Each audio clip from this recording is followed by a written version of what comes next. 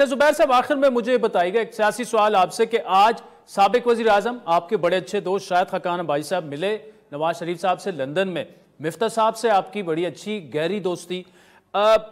शाहिद खाकान साहब अगर तो नून लीग छोड़ने का फैसला करते हैं, कैसा फैसला होगा आपके ख्याल में, और क्या आप समझते हैं कि वो छोड़ सकते हैं या फिलहाल नहीं छोड़ेंगे?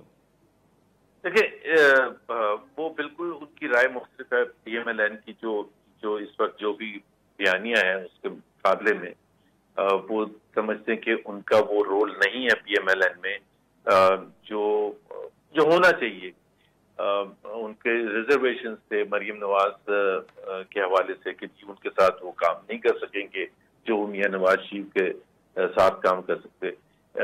Shahid Khan Abbasi has a very good reputation, बहुत इंटेलिजेंट आदमी हैं, बड़ी खिदमात हैं पार्टी के लिए उनकी।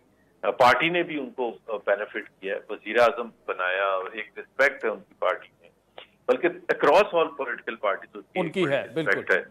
लेकिन अगर उनकी राहें इतनी ज्यादा जुदा हो चुकी हैं क्योंकि उनके पास पाकिस्तान के सोल्यूशन के लिए कुछ और वो समझते हैं कि होना चाहिए जो पीएमएलएन करने के लिए तैयार नहीं उनकी नजर में, तो वो अगर पार्टी में ही रह के या पार्टी एक ना भी पार्टी बनाए एक प्रेशर ग्रुप के तौर पर वो मिर्जा इस्माइल और मुस्तफा होकर ऑल क्रेडिबल नेम, तो वो अगर कोई कंट्रीब्यूट कर सकते पाकिस्तान में, जरूरी तो नहीं होता कि एक बड़ी सियासी जमात के तौर पर ही आप कंट्रीब्यूट कर सकें।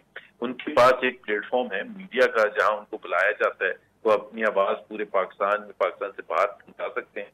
तो जरूरी नहीं होता एक झंडा, आप झंडे वाली कार मिले तो आप कंट्रीब्यूट कर सकते हैं, आप कंट्रीब्यूट कर सकते हैं, but clearly he has to take a position कि जी वो नहीं है और उनकी राय मुख्तलिफ है।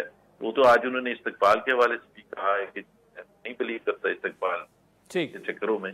तो हमारे लिए तो we wish him the very best, और उनका और मिर्जा इस्माइल मुस्तफा साहब को कि पाकिस्तान के लिए अगर वो कंट्रीब्यूट कर सकते हैं तो बड़े ब्रिलियंट पॉइंट्स हैं, इसमें तो कोई शक है ही।